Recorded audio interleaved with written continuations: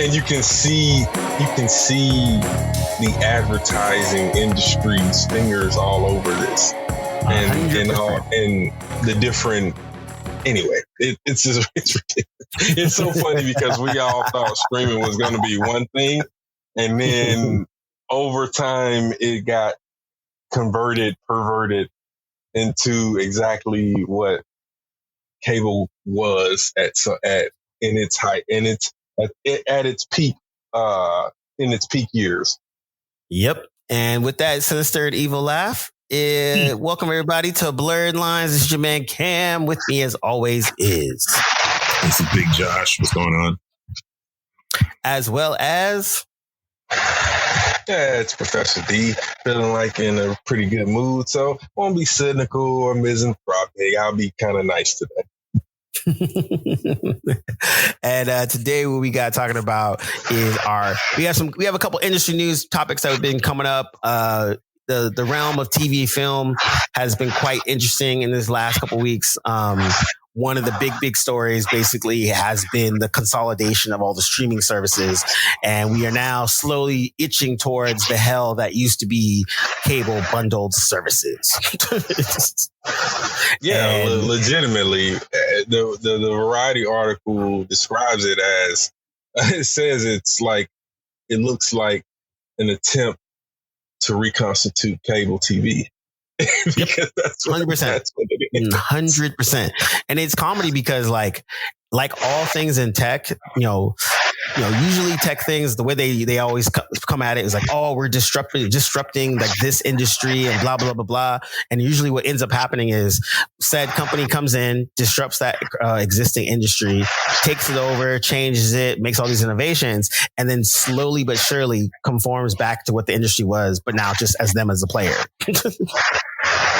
Right. And we're starting to see that now with Disney and Warner Brothers Discovery, not to mention with this like new triple play bundle that they're trying to bundle up with Disney Plus, Hulu, and Max, which again is hilarious because, I personally don't have each one of these things. Like I think I have Max and Netflix because of my T-Mobile deal. That's the other thing that's been happening a lot too, is a lot of phone companies are making deals with these larger companies and being like, hey man, what I'm saying? If you buy a T-Mobile phone, we'll give you Netflix for free. Or, T-Mobile is notorious for that. Like they have deals or left, right, front, center. Like if you're a baseball fan, you're chilling because you get free MLB.com.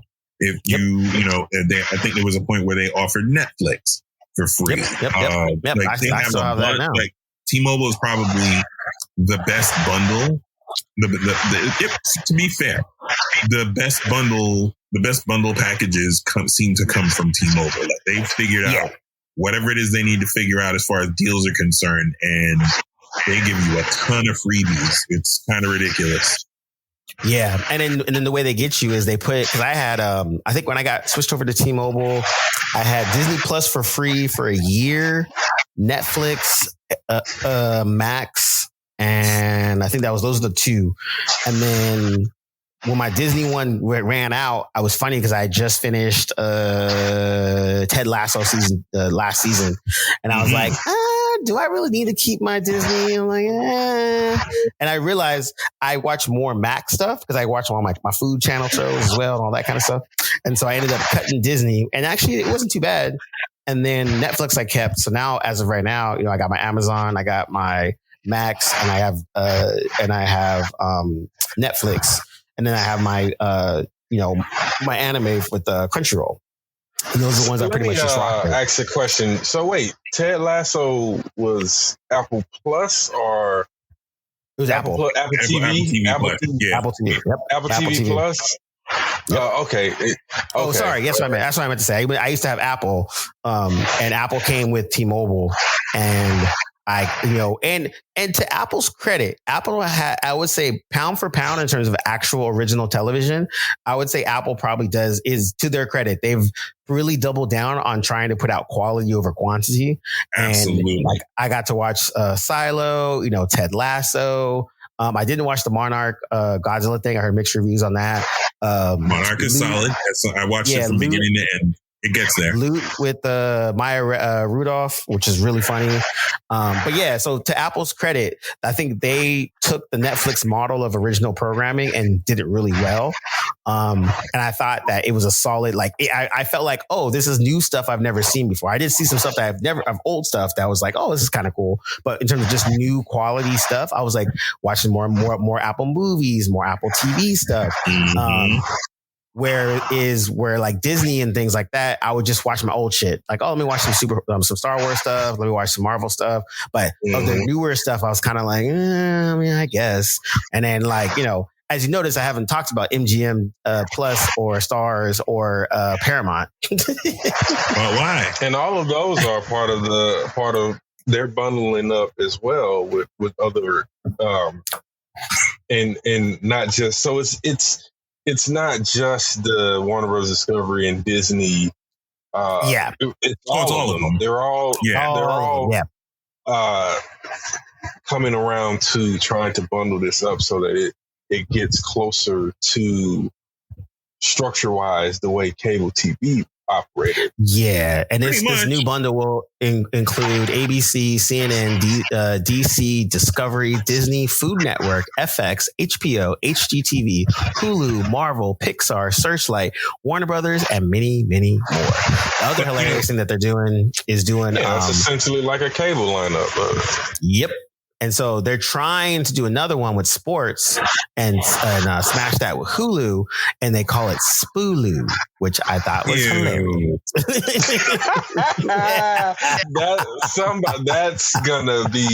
is not gonna be the final name of that. I can guarantee it right now. Yeah, that sounds disgusting. Spooloo. Someone felt really good when they said that. Somebody was like, so I was thinking that Spooloo. Hey, George, what's Spooloo? Oh, so it's going to be like sports production model for Hulu. So we're just calling it Spooloo. Like, you want to make it a thing? Like when people tried to make downtown Brooklyn into Dobro, and like there was a massive statewide revolt. It was a citywide revolt. It was the dumbest thing ever. You are not calling it Dobro. That's not happening. Dobro. It was the dumbest thing. It was the dumbest thing ever. Yeah. Dobro. Hey, man, that's how Dumbo came. That's how all these things came. Dumbo is like an original, like down under Brooklyn Bridge that you don't want to have to say that all the time. So Dumbo makes a degree of sense. But to travel backwards for a quick. Go ahead. I'm sorry. I was gonna say, I think that what is it called? What are they trying to call it? Spooloo? I think the only reason that got out is because I believe that was probably some executive's idea who thought that was a good idea, and there was no one in the room that could say otherwise. That could be like, no, 100%. That's not a good idea, and it got out, and it's not gonna change until the public has to have a revolt. Yeah, the public's gonna be like, I'm not calling it. They have to change it now. No, not even a revolt as much as just doing exactly what you would expect, which is seeing how stupid it is and making complete unrelenting fun of it. Like the internet is gonna take that down. You think the Doom popcorn bucket was taken down by the internet? Like, this is gonna be that, but it's going to stay longer because at least the Doom popcorn bucket was understood to be like a few week run. This is going to stick until they change it. Yeah, so the beauty of the Dune bucket is Deadpool's popcorn bucket is going to make fun of that. Like, it's going to be basically Deadpool getting swallowed by a worm. Yeah, to their credit, of course, anything with Ryan Reynolds' little stamp on it has to do with Deadpool. The amount of jokes they pull, they just keep fucking with things is so good. But I think you're right. I think at this point, we've now got to the apex of streaming where it's just like, even me, I was finishing watching, I still bootleg stuff that I don't feel like paying for everything for. And a lot of that usually happens to be on the Disney stuff. Hey, we all know that the NSA listens to our podcast regularly. What's up, boys? It's been a long time. And But I just got to say, there's not really much on Disney that I need to feel like I got to pay for a whole situation. Now, Acolyte's about to come out real quick. And I'm like, okay, that looks interesting. There's a couple stuff but in general, I find myself nowadays, I've been watching more Amazon. I've been watching more Netflix. And I just got Hulu, actually, point in case, from T-Mobile. Got 6 months free subscription. So that's interesting. But yeah, you're right. I think we're at a point now where the competitiveness of every streaming service trying to get their own streaming and then all failing miserably. They're just kind of like, all right, so what do we do? Well, I think the you Apple brought model, up a couple things there that I wanted to touch on. But go ahead, Josh. I think the Apple model is probably the smartest one because they keep it lean. There's not a ton of stuff to watch on Apple TV Plus, but the stuff that's there, like Foundation, absolutely bowled me over. I was not prepared for how incredibly good Foundation is. That's probably the single best thing that they have on there. But removing their best player off the field. Silo was excellent. Ted Lasso was excellent. I'm hearing that I missed out not watching that Taron Egerton Tetris documentary. Pretty much everything that you can think of, like particularly, but as it's relevant to us, particularly their science fiction model is just like they can't seem to miss. Everything that they hit is not just good; it's like high end, highbrow. It's really good stuff. And I think that is what ultimately will continue to separate Apple TV from the rest of the field. Like they don't have a ton of stuff, but what they have is really, really good. It's all hits, all of it. Yeah. And D'Angelo, what were you going to say?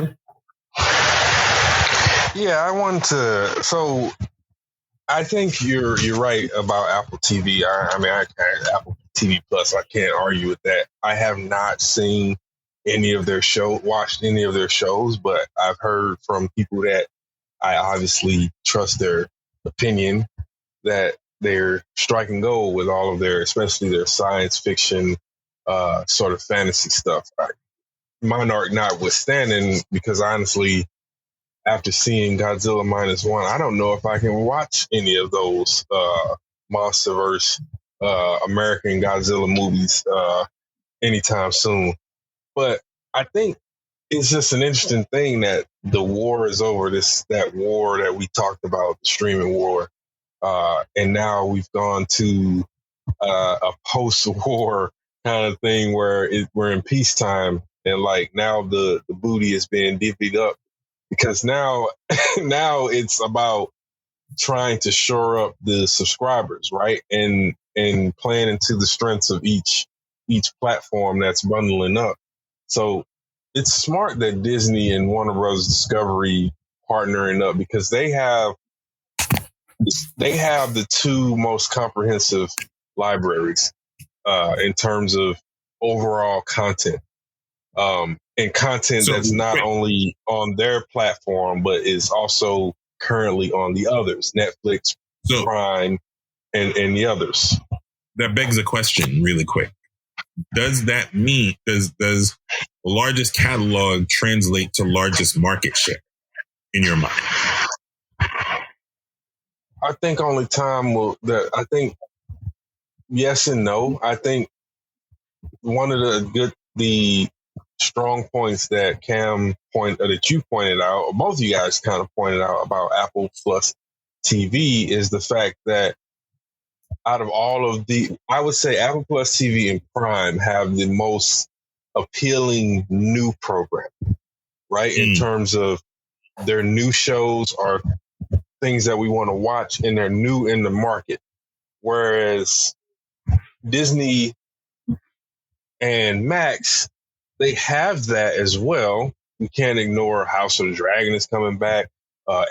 Disney just had a tremendous success with X-Men 97. So there are things that you want to watch, but I think that's different from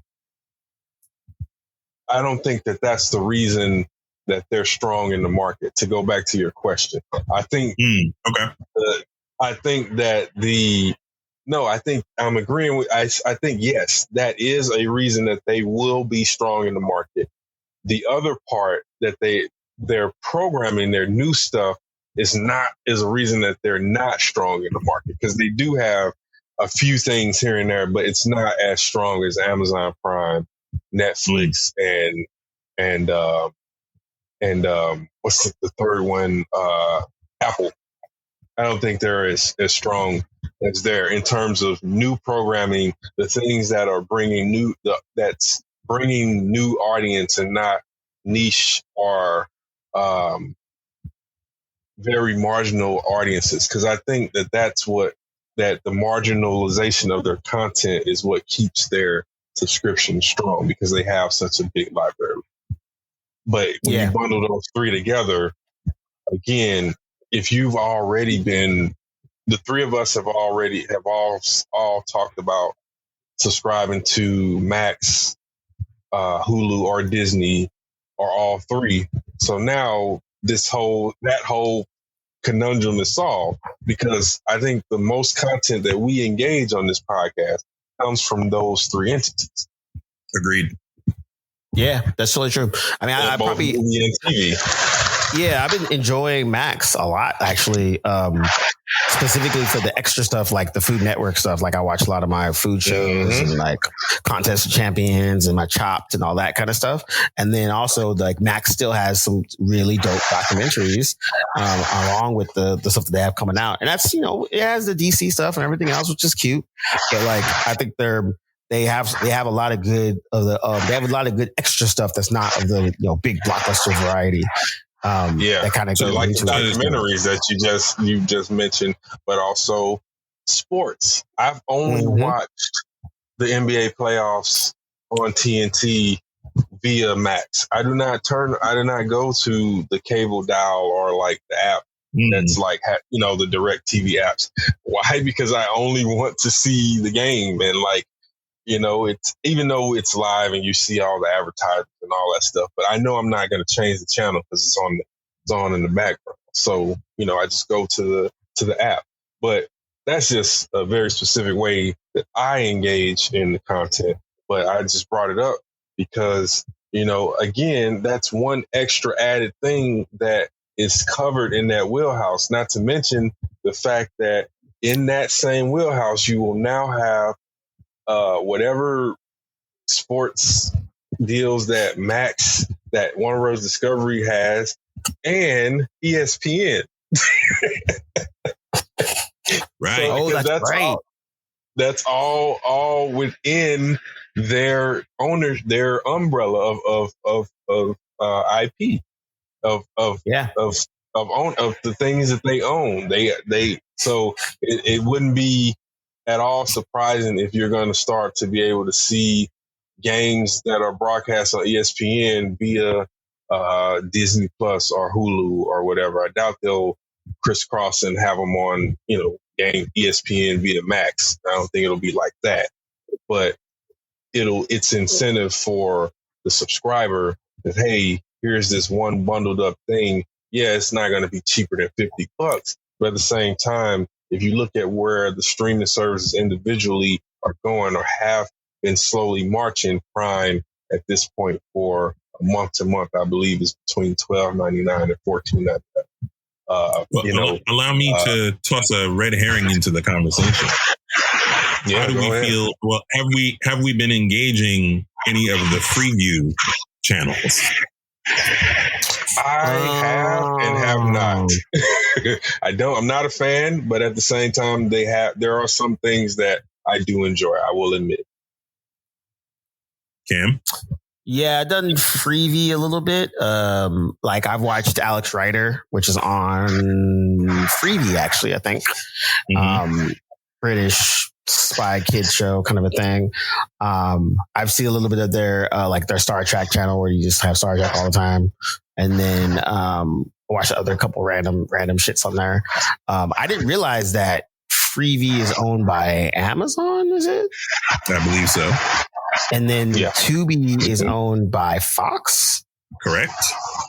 And then what's the other big one? And then Pluto is Viacom, I believe. Yeah, Pluto is Viacom. Yeah. I've been pretty heavy on Pluto, and I gotta say, I would say probably the two that are the most that I use the most are Pluto and Roku channel. Believe it or not. But I mean, Pluto. I gotta say, they grabbed me with like they have a separate Star Trek. So before it was like 2 Star Trek channels, and they just divvied up all the shows between the 2 Star Trek channels. Now they have a Star Trek channel for every show. So Next Gen, I think Next Gen has its own show, is its own channel, and then on the weekends they flip it over to the original series. But then Deep Space Nine is 24/7, its own channel. Voyager 24/7, its own channel. It makes sense because those 3, Next Generation, Voyager, and DS9, all each had 7 seasons and over 150 episodes. So it makes sense that those 3 series, because I'm pretty sure the original series had less, but it had quite a bit, and also the seasons were divvied up differently. You take the original series, put it in the 90s, it probably would have done it's equivalent to like 5 to 7 seasons. But even though it's considered only to have done 3 seasons, I think, or 4 seasons, I don't remember. But I mean, looking at everything was different back then. Looking at my that channel one season lineup. Go ahead. Go ahead, Tom. No, I was just going to add that one season of the original series. I think when I checked, it was like 30-something episodes. It's 60-some-odd episodes, I believe. Yeah. And so, like, they probably I think it's like 64 those seasons. Yeah. Yeah, like that was spread out over the course of like probably like 5 to 6 years or something like that. Yeah, easily. What you mean the show? They were only on for like 2 seasons, but I mean 60-some-odd episodes. The original series, yeah. So you can. Okay, so it's about 2 years. You can probably burn through that in like 2 weeks if you run it 24 hours a day. You could probably burn through that in like 2-3 weeks. But I mean, my personal channel lineup. Let's see. I have all the Star Trek channels because duh. I have the Transformers channel, which plays the newer Transformers shows during the week, and then on the weekends it's all original Generation 1 miniseries straight on through to up to after the movie. What else? I have a bunch of soccer channels.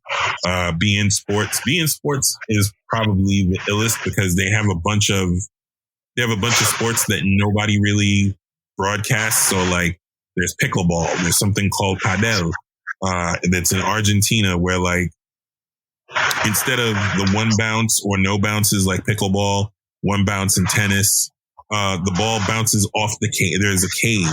And so as long as you hit the ball before it bounces more than once off the ground, it can bounce from the ground to the wall behind you to the wall next to you. And as long as you catch it in the air and hit it back to the opposing player, it's good. The ball is in play. It's wild. And that's like one of several like foreign language channels that are really, really big. The Paramount Golazo, NBC Sports has a thing. There's a Godzilla channel. There's a lot like BBC Earth has its own channel. There's a lot of stuff to choose from on Pluto. Shockingly, I think when it started out, it wasn't all that great, but they've segregated the channels really nicely. So that's dope. I think that's the thing. I think now that we have, I think you're right. I think the free channels are going to be the weird ones because they already have ads built into it, so people that watch it are already used to it. So it reminds you of old channels, right? Old school Steves. The weird part is like it's not as bad as the regular TV where like you have to sit through like anywhere from 2 to 3, 4, sometimes 4 whole minutes of commercial breaks. They give you like, they hit you with like 1, maybe 2 commercials, and then you're back in your show. Dude, but it's more frequent though. That's the only difference. Yeah, more frequent. For the free ones anyway. Like if you're just not paying for the no ads on any other streaming service, then yeah, it's like they'll give you 2 ads and then they'll leave the rest of the programming alone. But it's the free, and it lines up with the commercial ones.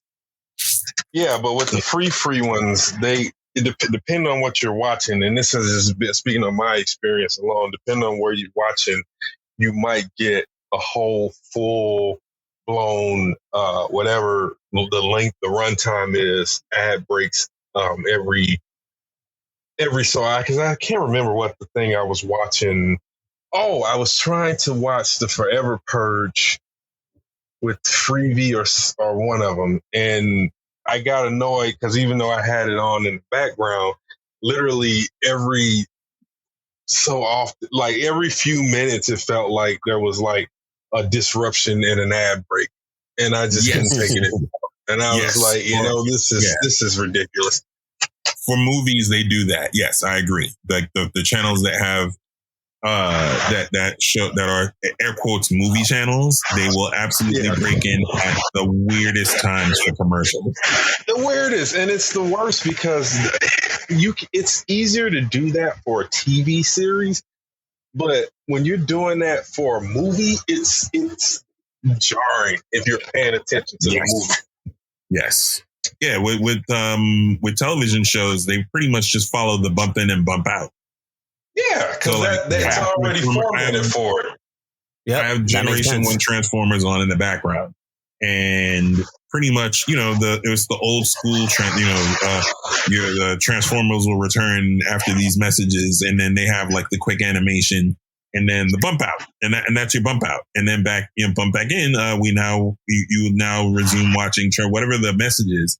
We now continue with Transformers. And then you have your bump, you bump in animation and boom, you're back in the show. Done. It's baked in. You'd be an idiot to not follow that. Yeah, exactly. And I think that's the most interesting part now, because going back to the whole ads thing, because, initially what the streaming services were doing is they were bringing ads of their own shows, right? So if I'm watching John Oliver on Max, they'll bump in with, hey, House Dragon 2 is coming back, blah, blah, blah, blah, yada, yada, yada. And I'm like, oh, okay, that makes sense. I'm on Max. It's on Max. All right. I'm happy with that. But I think it's going to be more jarring if I'm watching Max and then I'm watching House of Dragon and all of a sudden a bumper comes in for freaking, Tide cleaning detergent or some shit like that. Right. But I think we don't have to worry about certain, like Max. I don't think they'll ever do that just because of it stains their brand reputation, and you can't do that for quality, highbrow reaching TV stories. Like they're not going to do that because House of the Dragon is a legit full hour of TV storytelling. Like there's no point in that story where it's designed to have a break. The writers don't write it with any breaks in mind, and that's not the only show. Like all of their stuff is like that. With probably even their comedies are structured like that. They're not meant to be broken, have ad breaks in between. So I don't think that's going to change. It may change. They may add them for some programming, like your animated half-hour joints or something like that, or like for example, for the ID or the programming or the HGTV or Food Network programming, it would be easier to do ads for that stuff. And because you have such a big library of that, you don't have to bother the otherwise adless programming that, as we know, it would probably be good for them because it gives them more opportunity to make more ad dollars, but it would just wreck that entire experience. Yeah, no, totally true. Totally true. Yeah, we'll see. Like I said, I'm super curious to see how this is all going to play out because I really can't call it about what's going to be, how that experience is going to be. And are we going to still be able to, I mean, we're still going to be watching our shows, but it's just like, what's the experience now? Because again, going back to the bootleg part, you could pay for all this stuff, or you could go back to the old school days of the torrents or the freaking finding your shows that you can, have all your ad blockers on and all that crap. But yeah, I would be very, very interested to see. D'Angelo, you watched Godzilla -1 just dropped on, or I should minus just dropped on, was that Netflix? Yes, it just premiered Saturday, I believe, or it was dropped Saturday on Netflix. Yes, Godzilla -1. Yeah, which was released last year. It was a big deal, won some Oscars. That it did. Yeah, and I think the big significant story with Godzilla -1 is the fact that they made this film on a $10 to $12 million budget, and it made $115.8 million. God damn. Yeah, the creators were legit like, yo, if we had even another 10 million to make the movie we really wanted to make, oh, y'all don't have any idea what it would have been like. Yeah, and you see that if you watch the film, you immediately pick up on that, because what the original Godzilla film was not about this big, large monster who is also benevolent and wants to protect humankind while also being the apex predator on the planet. No, it was the country. Japan was at war with America. America unleashed a monstrous power on them, something that had never been seen before. Sound familiar? If we're talking about metaphors and things, and that's how you get Godzilla. And the Japanese have never, when they tell these Godzilla stories, they never forget that. Godzilla is not a hero or a heroic figure to them. It's a predator that preyed on their entire country and left it in waste. And Godzilla -1 brings us back to that. I think Takashi Yamazaki is the director, and he's a visual effects supervisor as well. And you can tell because here's he took an opportunity to make his film, but doesn't. But he does the classic cinematic storytelling where it's about character first and the epicness of the plot secondary.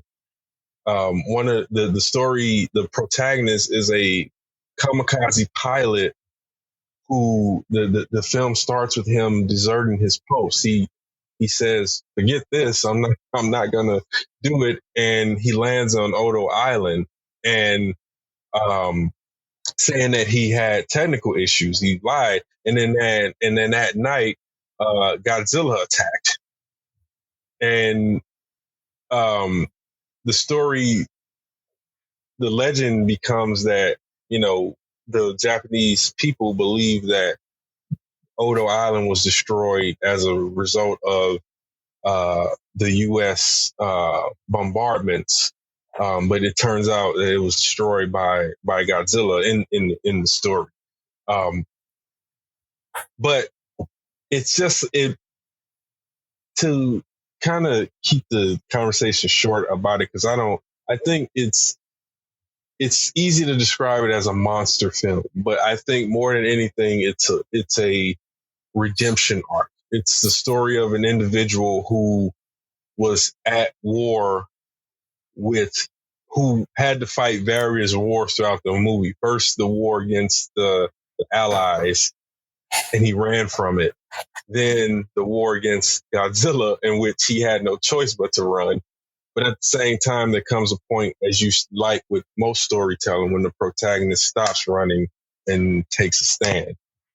And throughout this film, you get a steady building of character and not plot. You have a unconventional coming together of the characters who all are the survivors of the attack, first attack. And literally there's a woman who finds an infant girl who then ends up at the house of the protagonist because they've all lost everything, and he's not the father or her husband, and that's not her real child, but yet they stay together throughout the film because the thing that binds them together is this incredible experience that they had with this force that keeps reappearing in their lives.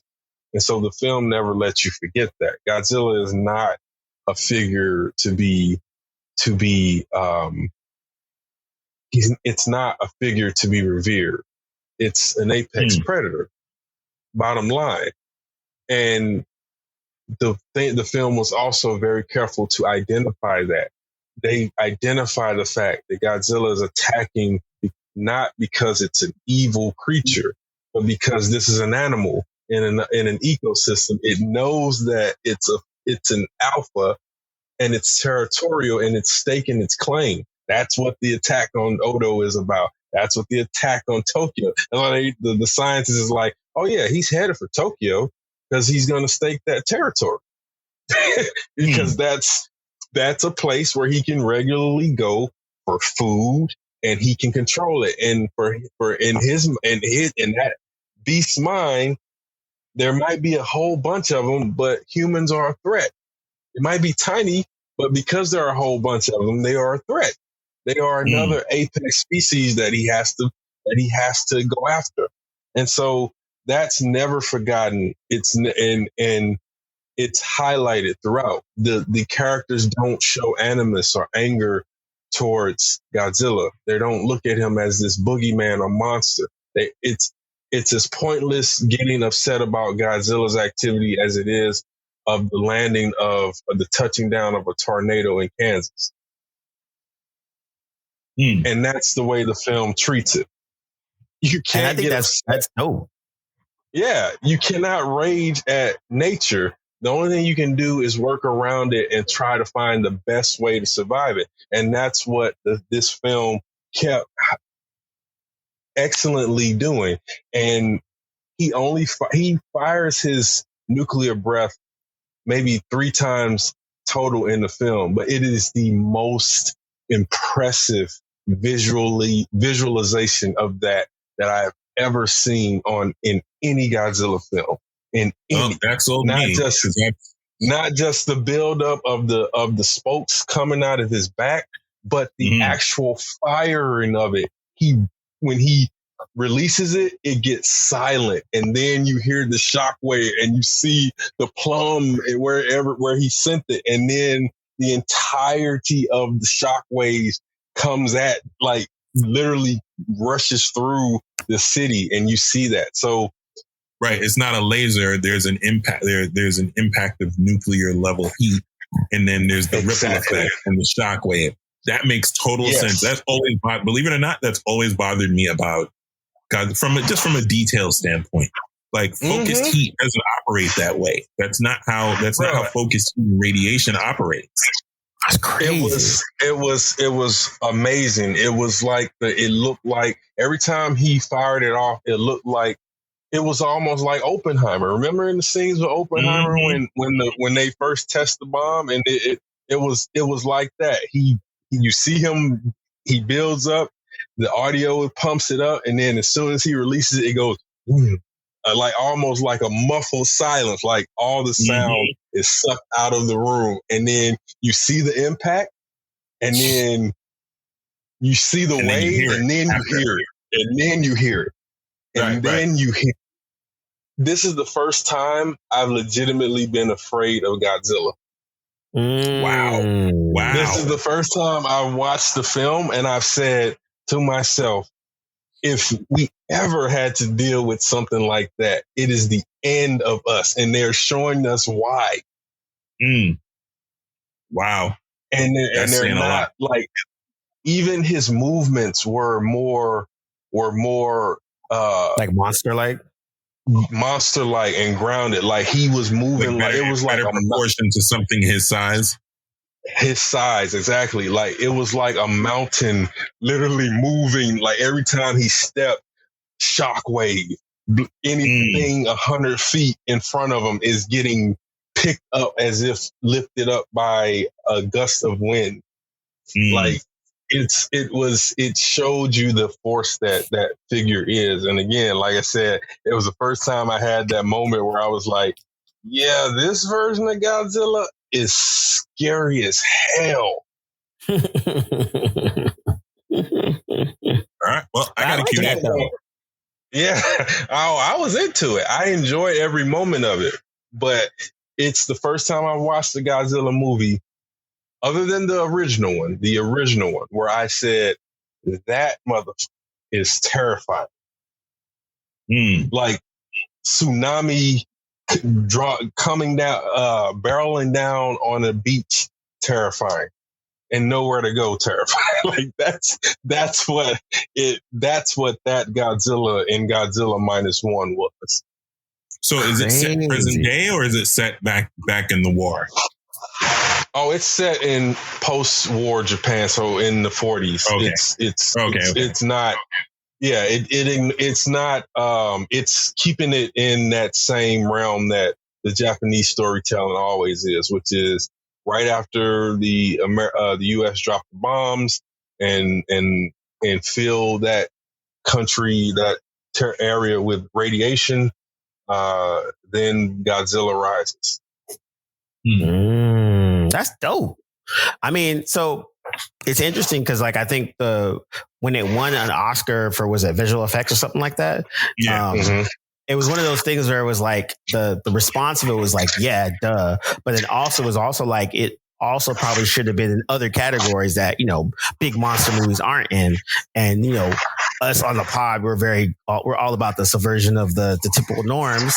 And this is one of those ones that could have easily been in terms of another category besides just the typical obvious ones.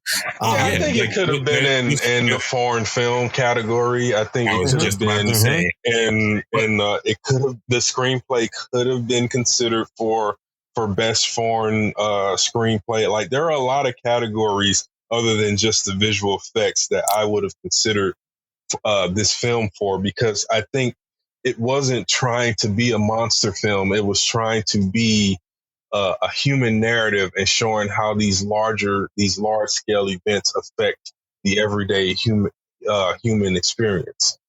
Yeah, I read up on it shortly after, and basically the consensus was, if it wasn't for the fact that it was a monster movie and then B, a foreign film, because foreign films are like the darling of the Oscars whenever they feel like they're able to do it. But the fact that it's a science fiction film is what worked against it being nominated. And also the fact,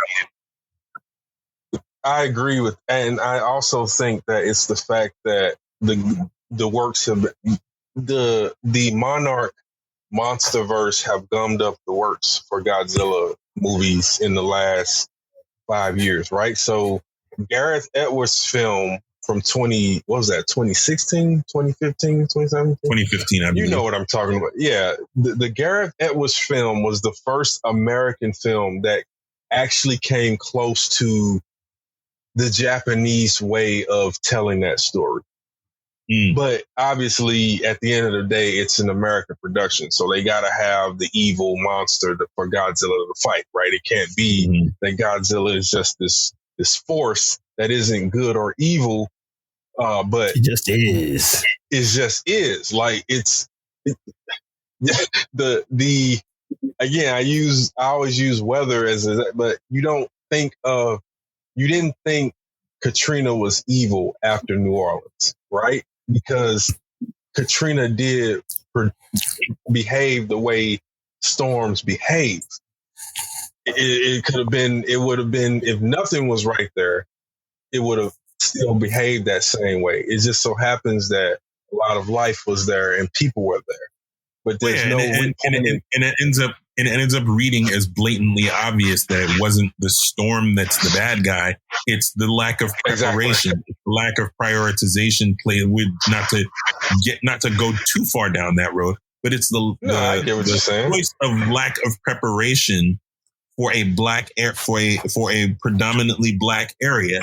That's really what it boils down to, because I think it was the Naval Corps of Engineers who were like, years before, were like, yo, if a superstorm, the superstorm at the time seemed unlikely, but it's possible, just not likely. It's not probable. But Katrina ends up being that improbable storm that wound up doing exactly the thing that the Corps of Engineers was like, yo, we should probably prioritize this. You don't have to do it now, but we should get around to shoring up this area as soon as possible. Yeah, because it hasn't happened until it happens. But right. and to cap off the Godzilla talk, this film Godzilla -1, again, I think it probably would have gotten a lot more attention had there not been so many. I mean, in that same less than 12-month arc, I'm pretty sure we also got the Godzilla and Kong, the New Empire. I think all that. Yes. Which again, I will say this. I appreciate all the kaiju movies. I like the ones that tell the better stories, i.e. your Cloverfields and your Garrett Edwards Godzilla, or your Pacific Rims. I'm naming the American ones because they rarely get it right.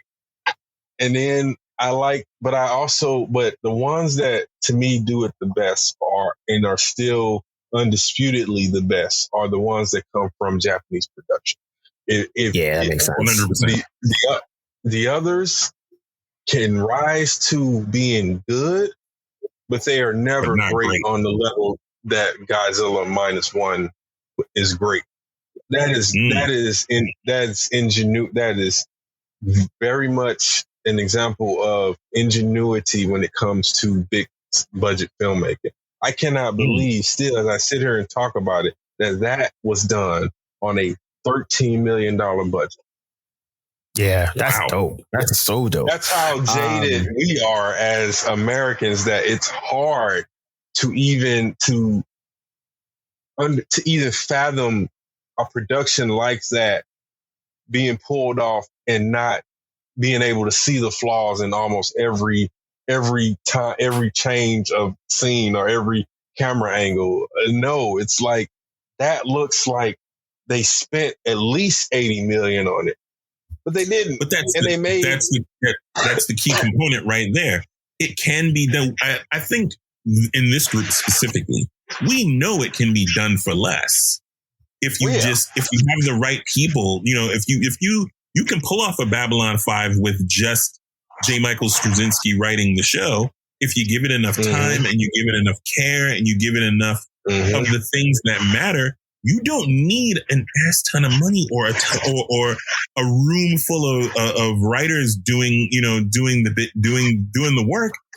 If it's concentrated, I have no doubt that you could probably pull off another Godzilla -1 for roughly the same amount of money if you have people who know what they're doing, who are dedicated to the task, who don't waste time. That was one of Straczynski's things. He was like, "Yo, we didn't have time to waste, so I just kept writing, and I made sure no matter what, I was at least 3 episodes ahead of what was on television or getting ready to go out."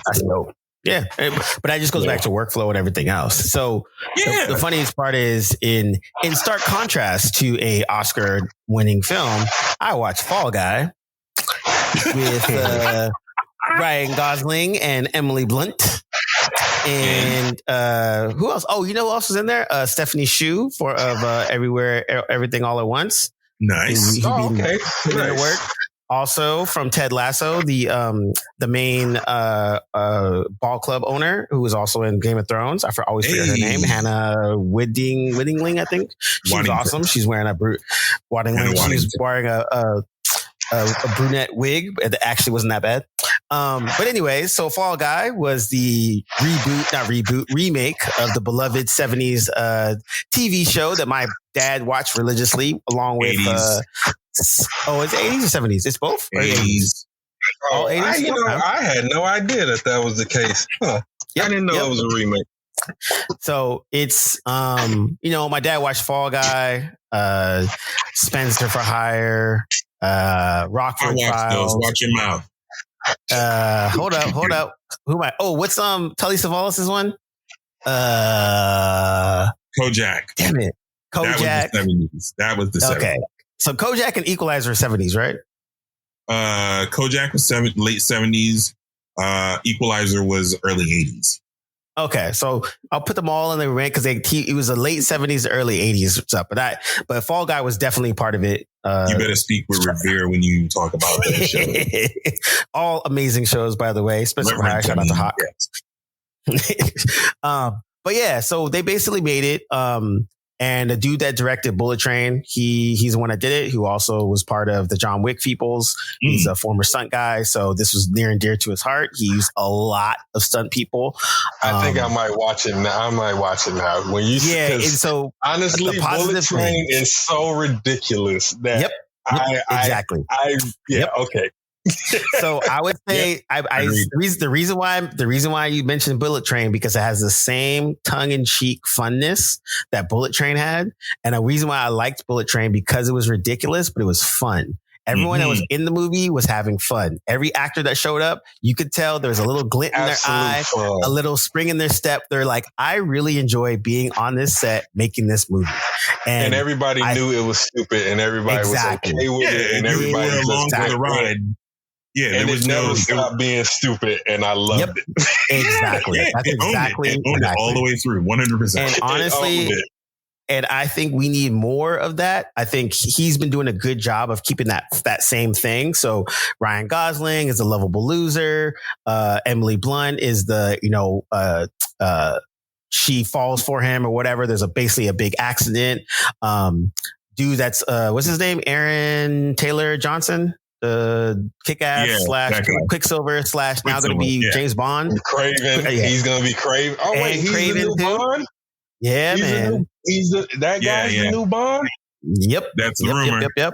So he has he's the main star. Ryan Gosling is basically the stunt guy from. But anyways, there's a bunch of, plot stuff that's kind of irrelevant. But what makes it fun is, you're watching a movie about a movie, of course. But you can also tell that like all the stunts and everything they're doing, they're just having so much fun through the whole movie. And I think it's a little too long. It clocks in about a little bit over 2 hours. It could have easily been a 90-minute tighten up. And I think it would probably been fun because there's a little drag in the middle. But like everyone, like Winston Duke is in it as the black sidekick, essentially. And there's a good fight scene where he gets in and he basically calls out every stunt that he does, and he's like Jason Bourne, The Rock Johnson. Like it's just silly, but so much fun. Another stunt woman that was in it, she was also really dope. But they were just the whole theme of the show was just fun. And like, there's a love story, and even the way that they're doing, the main character is basically supposed to be a kind of a almost Tom Cruise-y / Ryan Gosling type that, the main white character of every big blockbuster movie, blah, blah, blah, blah, blah. They're on the set of a ridiculous sci-fi premise or whatever, which is oddly similar to the breakup that Ryan Gosling and Emily Blunt's character happens. So it's just a lot of fun things. And so Emily Blunt is the director, and he's like, back on the set as the stuntman. And of course she's pissed at him. And so she's like, hey, we gotta do that scene again. He's like, you mean the scene that I'm on fire? She's like, yeah, we didn't get it. I think I bumped the camera. Roll it again. Nice. And then proceeds to burn him for like 20 times in a row. And so, but it just goes back to there's just a lot of fun in the movie. Like it's an enjoyable popcorn movie. I appreciate that level. If I saw it in the big screen, there's enough explosions and action sets and all this good stuff that makes it fun. And I think that's like the gist I got from it. Like, do you need to go out and run to see it? Absolutely not. But if you're, I was bored on a Saturday, I didn't go out or anything. I just sat home, popped it on, had some food. I was like, this is fun. I'm laughing. It's silly. It has a good, everyone in it. The chemistry between Ryan Gosling and Emily Blunt was really cool. And, but they just did a really good job. They have a little tinge about AI in there as well, talking about it in terms of, masking people's faces and just throwing it on the actor. And so I thought that at the end of the day, they got, a good sizable budget. I think they probably got the budget that Godzilla should have got. I think they got like 125 or 150 or something like that. And I think they made their money back, probably not, discounting advertising and stuff. So I don't think it was a quote unquote flop, but it definitely wasn't a blockbuster that they probably could have had. I think, it had a huge advertising budget, especially in Times Square and other big places. That's one thing I used to see all the time. It's probably the reason why I ended up watching it. But yeah, it was just a fun film. And it's just one of those things where like, I appreciate when films are fun because it balances out everything else that's out, right? It's either sad and depressing or, remake of a reboot. And even though this was a reboot or a remake, they did it tongue in cheek and they didn't like shy away from it. There's an excellent bit where he has a jacket from Miami Beach or Miami Vice. And it was like being on the stunt team or something like that. And he wears it all the time and like his favorite jacket. And then there's also, of course, there's a sequence where he's on a boat in the water and the Miami Vice theme comes in. So it's like just silly things like that where I appreciate that. Like, man, you guys had a lot of fun. They did a great behind the scenes reel after the movie's over of like, a nod to all the stuntmen that were in the show and all that kind of stuff. So yeah, man, I think there's a good point sometimes where like I enjoy cinema that doesn't take itself too seriously, really enjoys it because they know that there's the people that are doing it really well, seriously enough, like they do it amazingly well and I should get their credit. But then when you're just trying to make something fun so people can go to the movies, have an enjoyable time, like I'm glad that there's a couple filmmakers that still take that approach, don't take themselves too seriously and enjoy the art of filmmaking. You hear me, Snyder?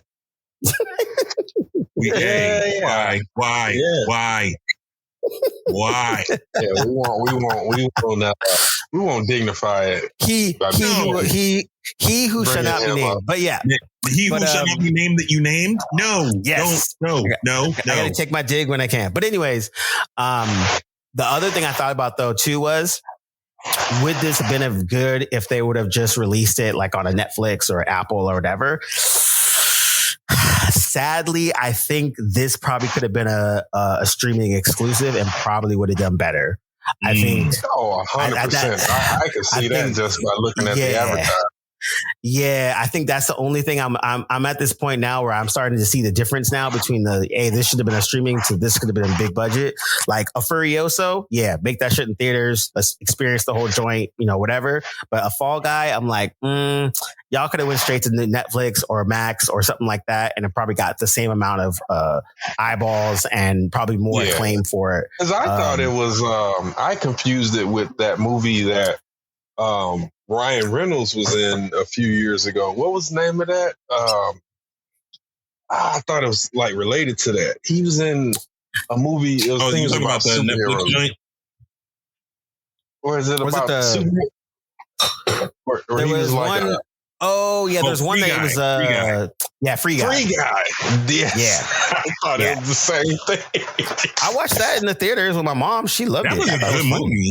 That was super fun. I'm sure it was. I'm just saying that I'm just illustrating how unfamiliar with that. I didn't watch Free Guy because I wasn't interested. And then Fall Guy felt the same way. But I initially in my mind thought that those two films might have been related. Like maybe, like analyze this, analyze that. Like that's what I thought was going on there. Okay. Like, Free Guy, then he was freed and he fell. Like that's all I was thinking. Because the names were so similar. Yeah, color palette and everything else. Yeah, I could totally see that. I did enjoy that. Like it was heavily physical stunts and real explosions. So like there's some CG in there here and there. A lot of it actually is in the fake movie that they're making, which makes it even funnier. I like how they did that too. Like they would film a fight scene or whatever on the stage or in the desert, and then they would overlay it with what the movie would actually look like with everything brought in, which I thought was cool, and kind of show a little bit, pull back the curtain of what it. Here's how it is when some people are doing it, and here's what you see on the screen. That was kind of cool. But they had a lot of fun. The most implausible thing of the whole movie was that the movie opens up with Emily Blunt as like a camera one operator, and then 18 months later she's directing a major blockbuster sci-fi film. That's the most implausible thing. Wow. Only plausible if she's got like a real good relationship with somebody that can make that happen. Got a hookup for her. And exactly. I was like. And make no mistake, we're not saying like in any kind of sexual favors or anything. Nope, it's just like legit, like how you would need like a considerable ally to make that happen for you. 100%.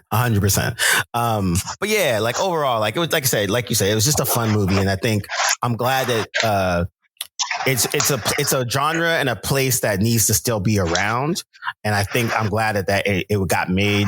I kind of liken it to what Netflix has been doing with a lot of rom-coms, where they've been doing a lot of like very specific style rom-coms that were popular in like 90s to early 00s.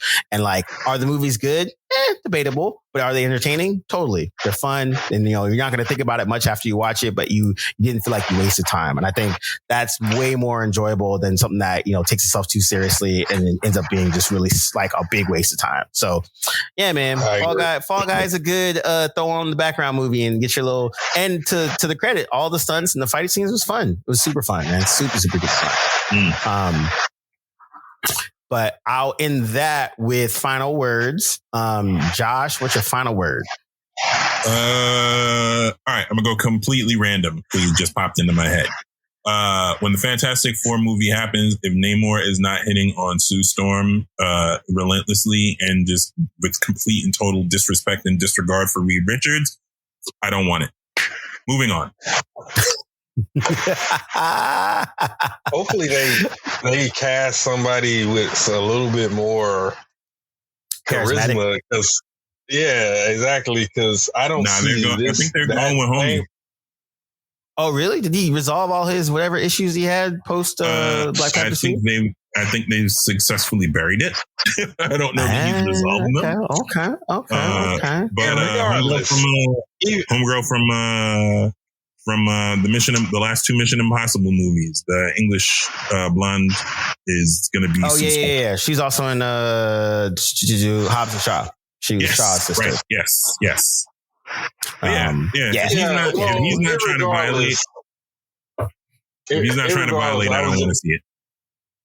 Yeah, well, I don't see that actor pulling that off. That was my whole point.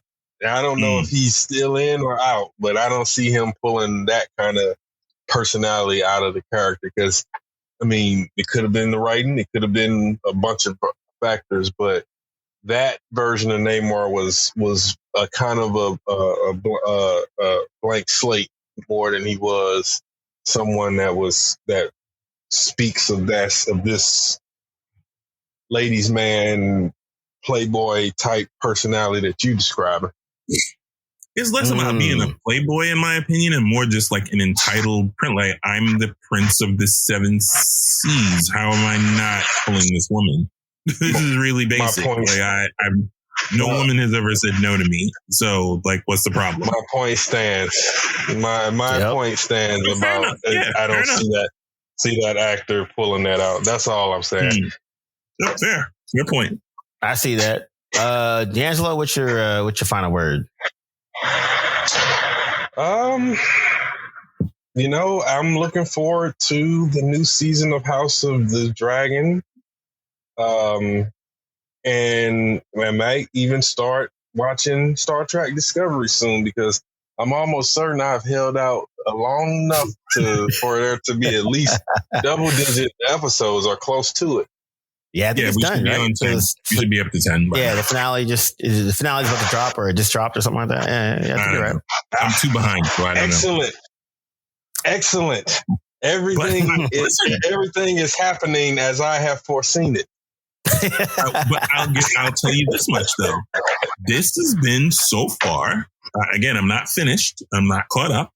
But what I've seen thus far is just the hint enough of a departure from what they've done in the last few seasons, particularly with Sonequa, with Michael Burnham, that I am willing to wager that this will end well. It seems to be going well. It's not going to end well because everything that led up to it was pretty bad. So it'll end, but it ain't going to end well. So this season appears to be segregated from the other seasons. Like it plays off of everything that we know, but it's a completely different mission and things are happening. There are differences. I'm not going to get into graphic detail, but there are definitive differences. I will say that. And aside, there's only one episode where Burnham is crying, and it makes sense that she is actually emotional about the thing that she's emotional about. It's appropriate. Right. Okay. So, that's a good thing. Is it back to like season 1, season 2 levels? Not quite, but it's definitely better than it's been since season 3. Okay. I'll give him that. Once again, Josh is convincing us. We'll get back to you folks about how it is. I haven't watched it either. So I'll come back and dive in. So he's convincing Cam, ladies and gentlemen. Let me just make that clear. He's not convincing me. He's convincing Cam, but I do respect Josh's thoughts on it. So I'm probably gonna check it out because of him. But D'Angelo has been getting more of a blow by blow, and he's still like, no, I don't care. That said, I would say let's when things clean up in the last season. That just always bothers me. Like you should have been good before this, and now it's all over, and now I'm left in a real shitty place. That's all. That's fair, and that's a fair statement. That is a very fair statement. I will say this. Let's hold off until the season is done and I can give my full assessment. Like, they started out really good and they end up being the same BS as it usually is. Or, you really need to watch. Like, go ahead and watch. Like, it's good. Mm-hmm. I'm leaning toward it being good. They seem to not be painting themselves into a corner. It's they're definitely not doing what they've done the last couple of times. We're like, this can only end one way, and the one way is not good. Their formula for seasons 3 and 4, they're really for the whole series, but in 1 and 2, it paid off better. Mm-hmm. Their formula has always been to introduce this grandiose concept and then unpack it throughout the story, throughout the season, to pay it off at the end. The difference is after season 2's sort of really breakneck, like that payoff and that ending was series finale level type of thing. Agreed. Like where you don't try to continue this particular story at this particular junction. Because you're resetting, you're changing, you're putting the protagonist in a whole different world, and so the rules have to be reintroduced and all that stuff. So in season 3 and 4, what we got is that same thing with the what was it called again? The boom, the bang. What was it called? The burn. Oh, see, God, don't remind us. Excised it from my mind. I didn't remember. Don't remind us. Burn.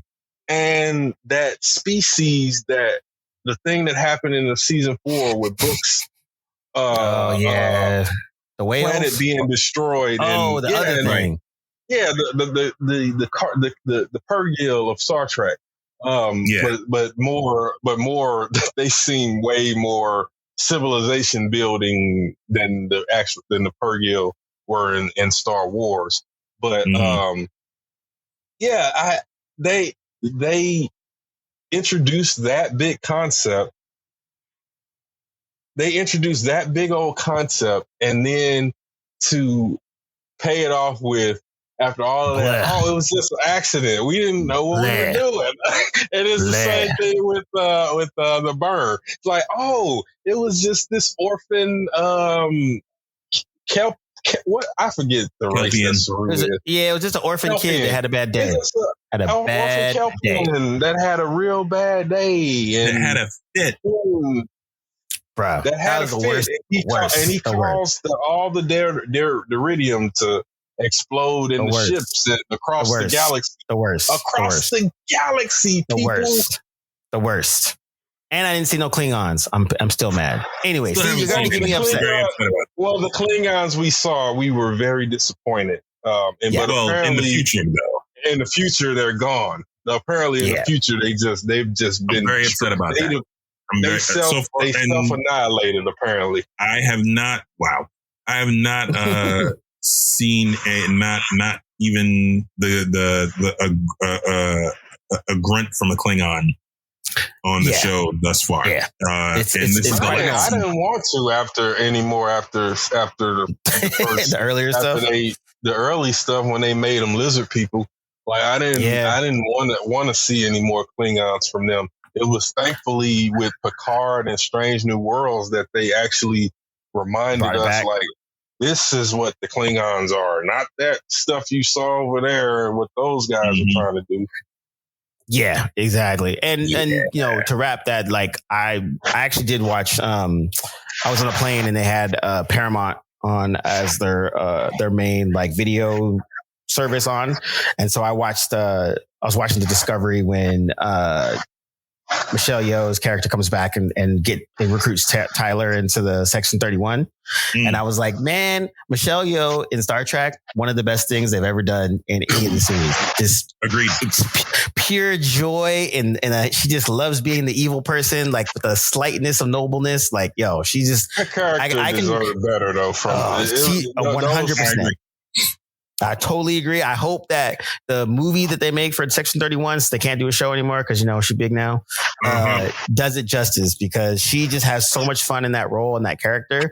And I think you could tell that she relishes like having the best jokes and being a little bit evil, but also kind of caring. Like she has so much fun in that role. So she's really amazing.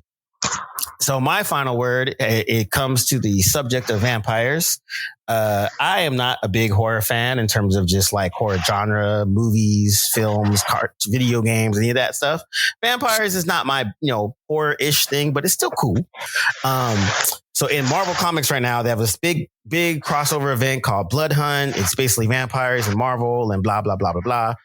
A really dope artist is doing the main book. So I was like, yo, let me check this out because, I like this artist. So I check it out. I read one issue and it's horrible. And not only is it horrible, it's just silly and it doesn't make sense. And I'm like, why? Now the art is gorgeous, but again, going back to you need good story, you need some type of a thing. And after I finished reading it, I remembered that there's another indie book that I've been wanting to read by a writer named Rodney Barnes, black dude. It's called Philadelphia, and it's about vampires in Philadelphia. It's a larger, crazy, insane story, but I remember hearing about it and I was like, I've always wanted to read it. So I went back and read that. So I started reading that, burned through 4 volumes in like a weekend. Wow. And the reason why I liked it was because one, it was a vampire story that was grounded in a certain reality. It was centered around black people and used vampires lore in terms of history and longevity and all that stuff. It ropes in Civil War times, slavery, current times. You have a son and father dynamic. And you also have a lot of different other aspects of it. So it wraps in vampire stuff with history, with race, and kind of mixes it all together into this really entertaining, like soup that makes it's a page turner. And you keep reading it because you're like, this is really fucking awesome. And there's characters that were turned during Civil War era stuff, and they still got chip on their shoulders. So they only eat white people because why not? Sure.